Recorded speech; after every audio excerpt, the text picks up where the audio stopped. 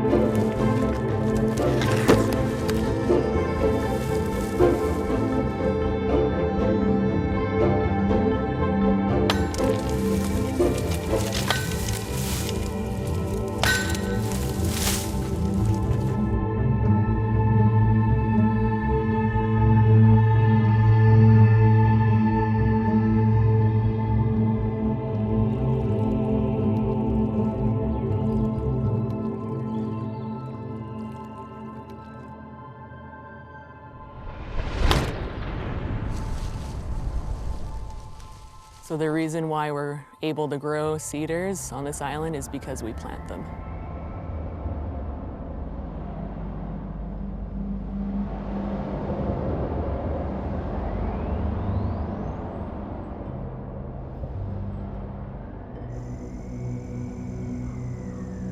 They're the grandfathers. They will live a long, long time. They will create structure. They will create shelter. They will live hundreds of years. Even when they're old and broken, like shelter woods, nesting ground. It's also a node for the mycelium network and all that. It creates an environment, creates a moisture load, and it creates a space that even in their decline, even in their death, they serve a purpose for the rebirth of the new stand. There's a general consensus as the changing of the guard happens, as more young folk get into it. We all kind of have this idea. We know this generation of forestry, a lot of what our job is just realizing what was done wrong in the past and trying to fix the sins of our forefathers.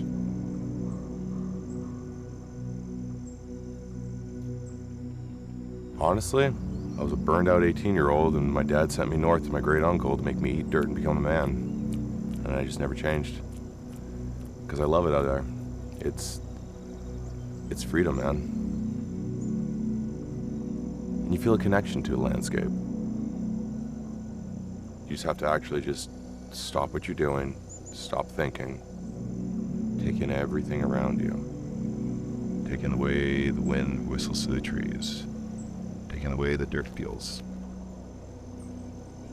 You look at the stand, you see what's growing up, what's underneath. You can kind of tell by different indicator species kind of what the moisture load is there. You look at your aspect, you look at the rock content, you look where the river is, look where the drainages are. You can see little telltale signs of maybe different kinds of pest infestations, maybe a fungal growth, something like that, root rot, pine beetle. And then you start letting your brain tick away at everything you're observing. You just listen. You just tune into the whole thing.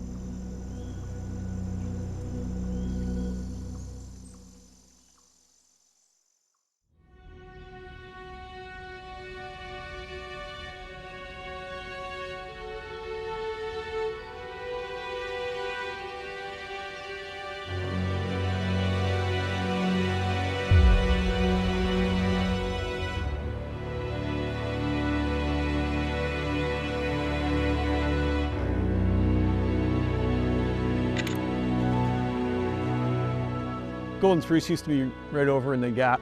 You just have to envision it now. It stuck out like a sore thumb when it was there. It was so bright and yellow.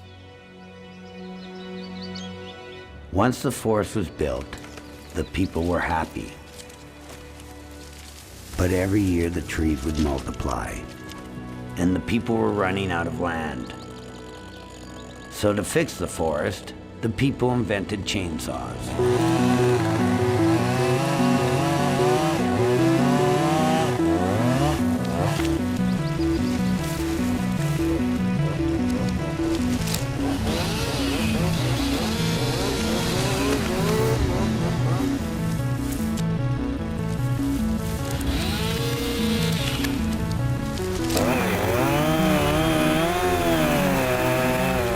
The stand is still what we consider an overdense conifer stand. Overdense conifer stand. An overdense conifer stand. So our crews will be coming in here now. We'll reduce this stand down to about 650 stems per hectare now.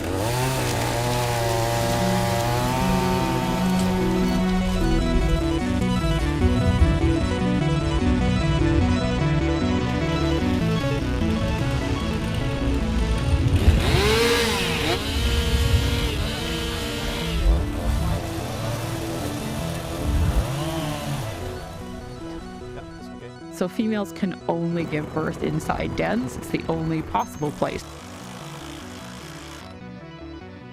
And that is the importance of conserving these dens, is that we need these dens as basically nurseries in order to have sustainable black bear populations.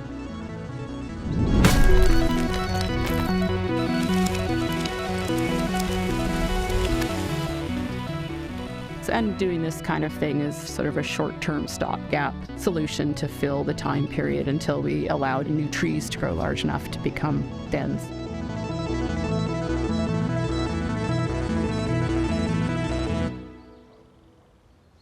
The peace and quiet of the chainsaw, I call it, you know? Yeah. I firmly believe these trees, give them like 20 years, this is going to be a totally different forest. You won't even recognize that these trees are going to take off now. That's probably true. And I feel like there's a lot of negative press out there on logging standards and everything. And I don't know, I feel like out here it's not the hardest in the world. It's pretty darn close for them to log. And I think they do a pretty good job of it now compared to when I first showed up 20 years ago. Back in the old days when they were doing it, and you know, they could plant, you know, spruce and hemlock and it would be classified as, you know, that's all you needed to plant, but you walk through the cut block and you're seeing cedar stumps and a nice mixture of everything. And to me, I would agree, but it seems to make sense to just put back what you took out, really, right?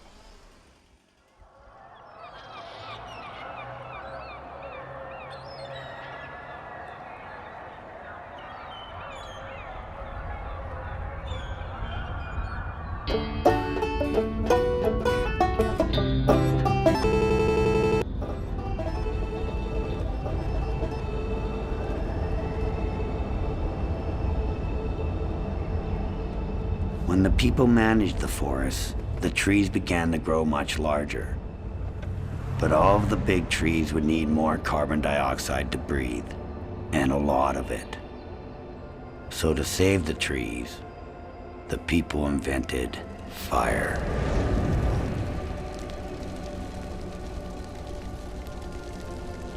It's just kind of coming to fruition now. I think it's not like a switch was flipped a couple of years ago and suddenly it's getting a lot worse.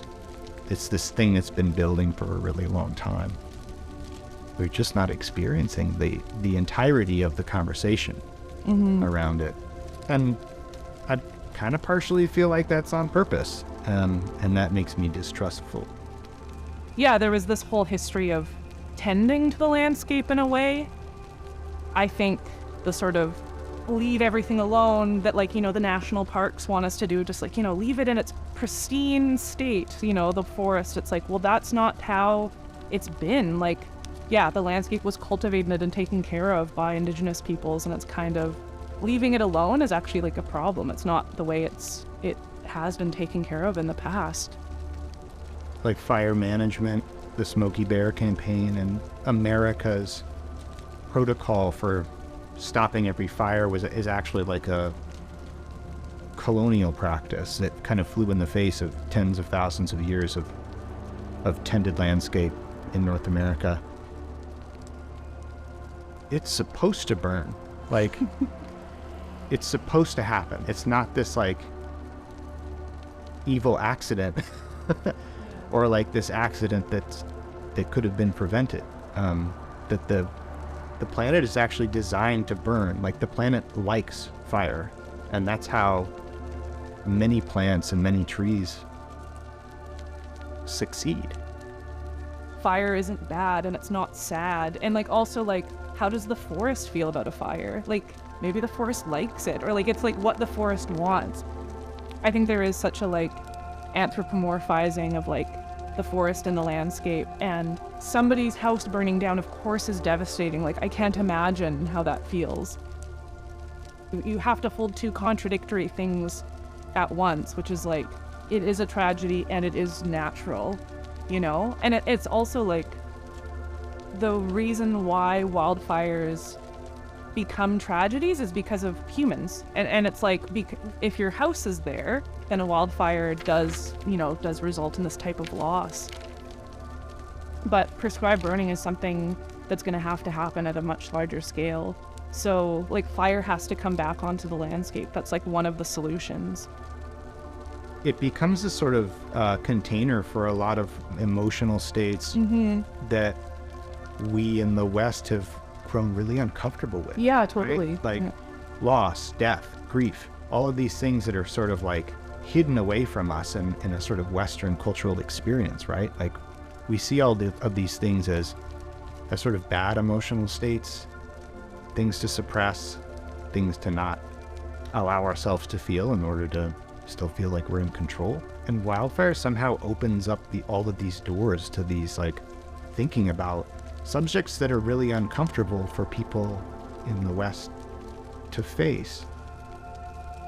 We are incapable of finding a solution, but we are capable of listening, and listening to more perspectives than the dominant mode is really, it feels like the only thing that's going to break the cycle.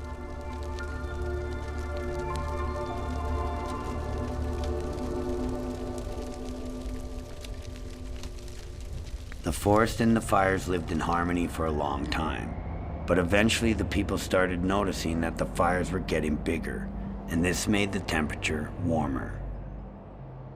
So to save the trees once again, the people would pick fights with fire. This is how they became known as firefighters.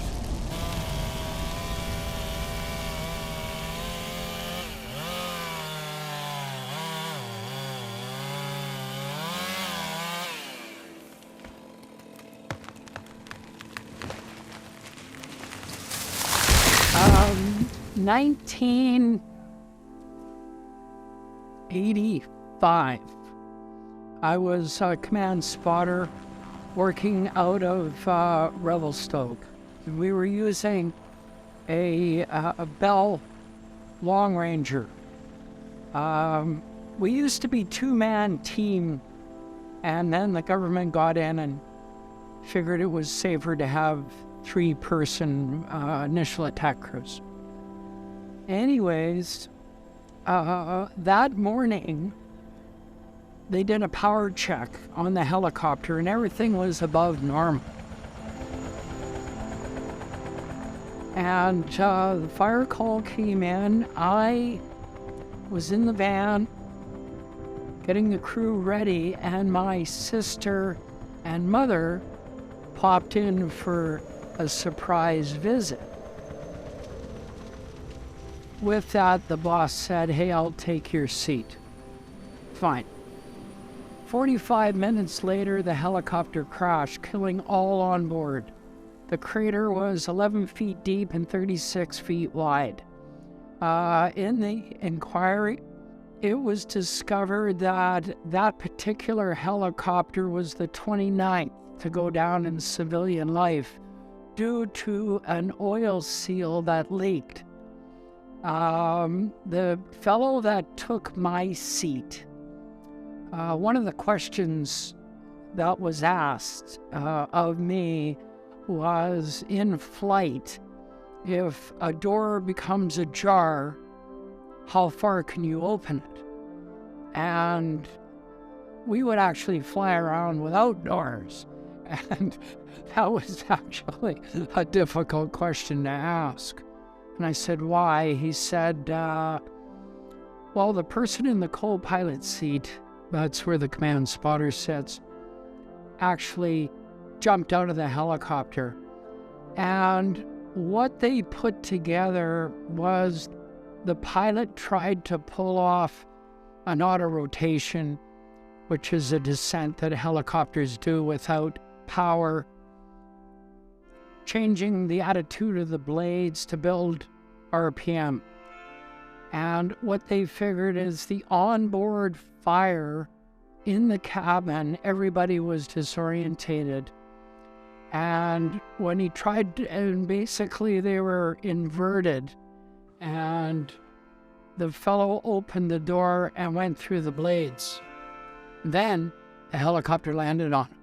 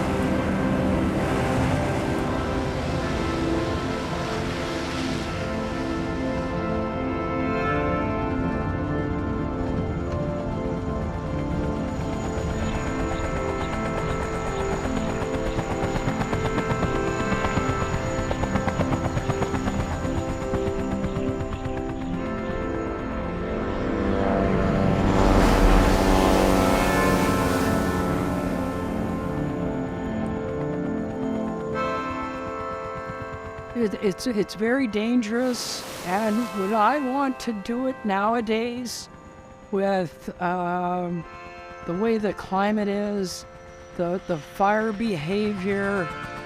I don't think so. As for these firefighters, well, what they're dealing with, it's so unbelievable. They're unstoppable. Even with back burning, you're still dealing with dynamite and wind change. If you can pull a good back burn off to control the fire, yeah, you have a chance. Some of these fires, it'll take Mother Nature in the winter to put them out.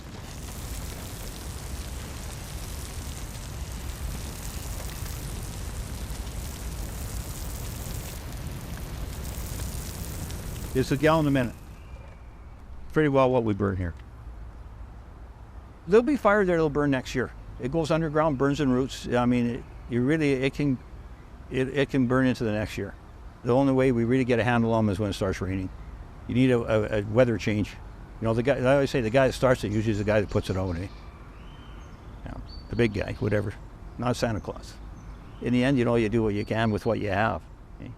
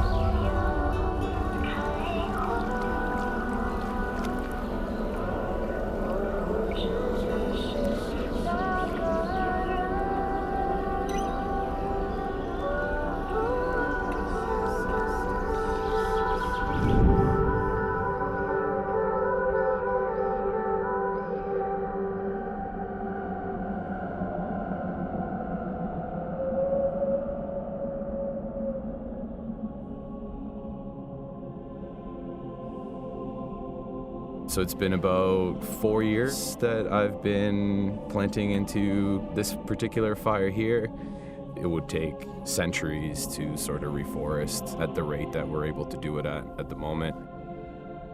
I think we need to change our focus from replanting for monetary gains and start replanting with the focus of habitat restoration and ecological restoration, putting a valuable, diverse ecosystem back rather than crop.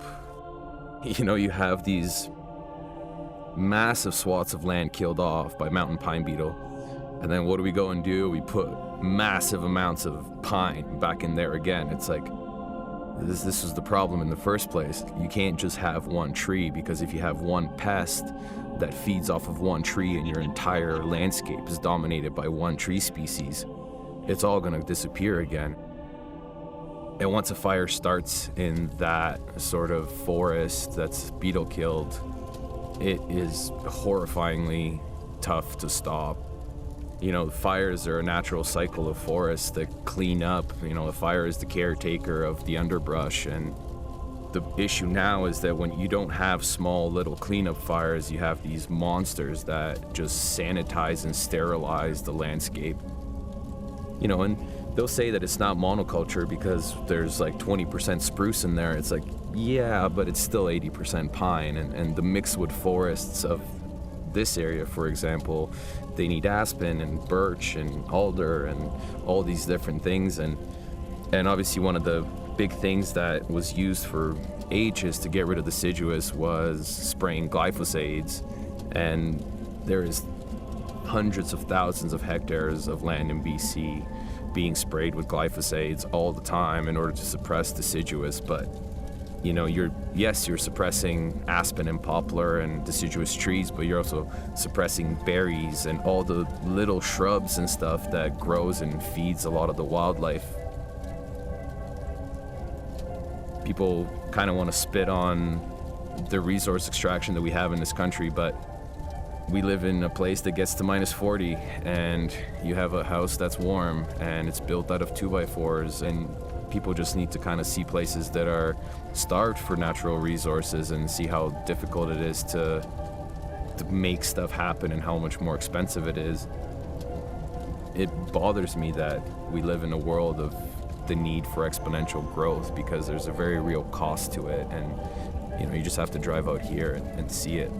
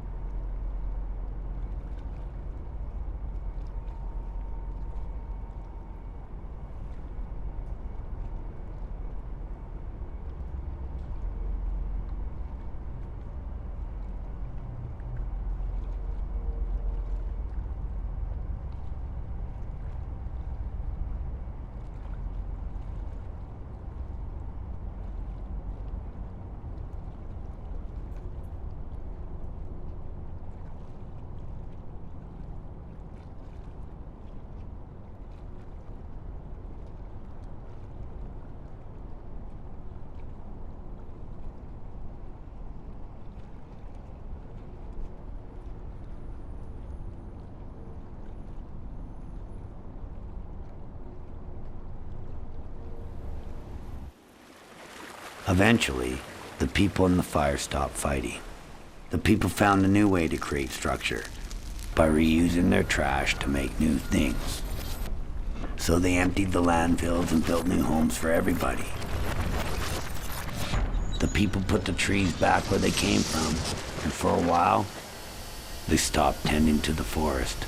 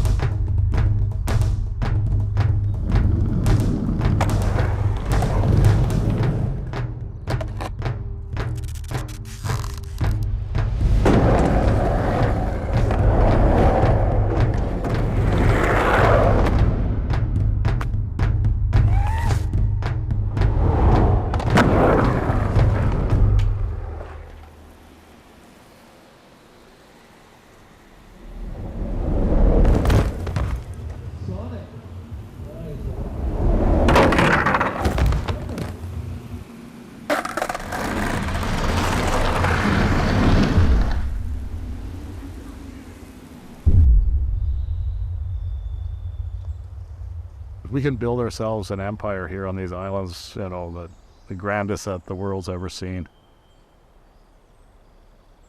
The reality that we have basically removed all the logs and timber from these islands over the past 100 years is really a huge event. And I guess I feel like you get used to it, you get desensitized to it, till this, just like this is normal, right? Like clear cut's normal. We all grew up in clear cuts, and yeah. But if you look beyond that and see, well, where did it all go? You know, what happened to it? Why? And was there anything better we could be doing? So that's the biggest thing I see when I see clear cuts is, yeah, what could have potentially come of that? We have approximately 30 large year-round Haida villages that are no longer occupied due to smallpox from 1862, but we also carry within us that responsibility to rebuild those villages. Right now it seems like it's just, how do we get the logs from here to the barge? That's the biggest challenge. And so I'd like to see us go further than that.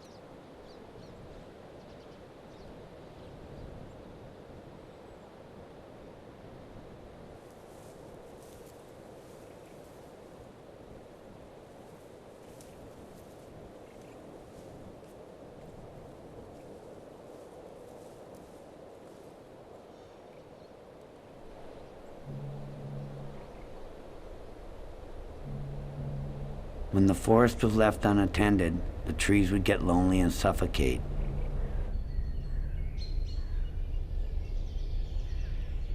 So the forest convinced the people to light the trees on fire once again. Finally, the people, the trees, and the fires were in balance.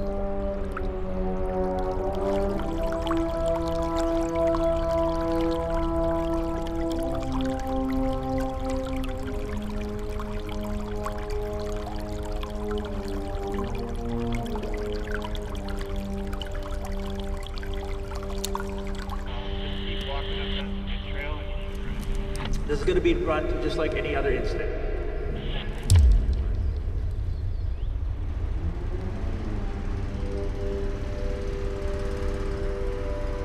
So I'm the incident commander. There's going to be a holding side and an ignition side.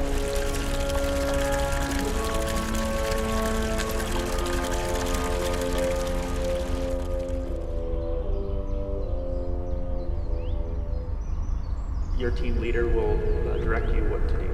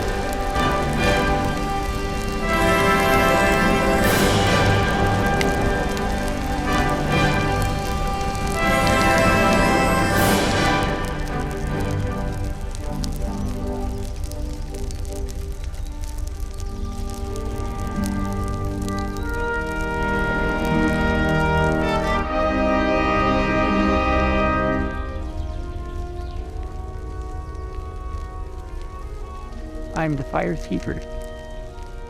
So I'm here at BC Wildfire learning how to manage the fire. And because our people, as First Nations, we want to see fire getting put back on the land. One thing we're all learning together is how we can manage fire. We know we can't control it, but we can try to learn to manage it. One way is to thin the forest, manage the forest first, and we learn to manage fire. As First Nations, we used to do this seasonally, based on what grew in the area. Like a mule deer winter range, we would burn that in the fall, because then we know the snow and the rain's coming, that it won't burn all winter. And then it thins the forest, creating vegetation for the wildlife that are in that area. And at the same time, it's bringing berries and fruit for our people. I was honored to be given that task, and to be given the opportunities through BC Wildfire to learn through government ways of managing fire, and then returning home and putting that back on the land. It is very important because I worked in a forestry background for alkali resource management for 12 years, and seeing the forests now, it's pretty scary, and we need to do something now to prevent any major fires from happening in the future, and not see the fires that we've all survived in the last 5-6 years.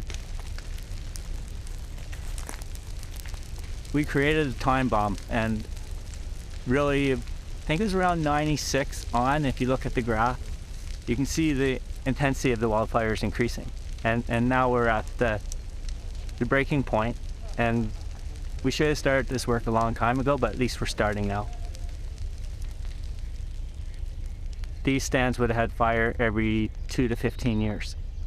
The elders talk about being able to ride a horse and wagon from Williams Lake to Alkali anywhere without a trail. So it was a lot more open forest. You know, it had that rejuvenating fire going through. I've fought fire 2015, I was on the Puncie. In 2017, I was evacuated from Williams Lake twice. And the night that it was evacuated, I stayed at my father-in-law's, and family had left, and you could see the glow coming up the river valley. And I set my alarm for every 2 hours to get up and look to see if I should be getting out of Dodge. And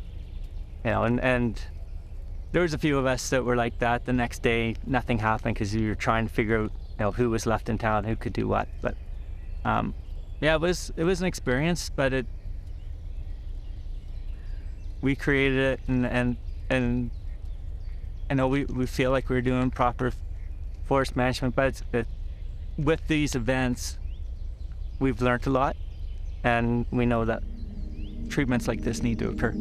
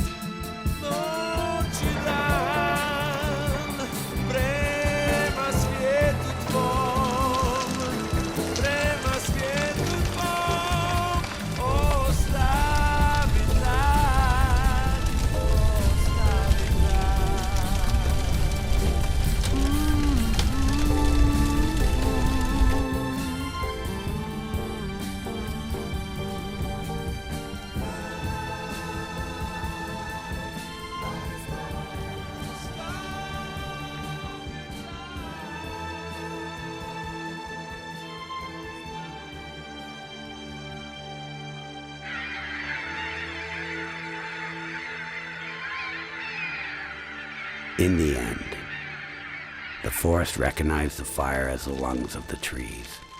The fire thanked the people for all their efforts in making the world burn. And the people finally realized that what is well planted cannot be uprooted. This is how the people learned to see the forest for the fires.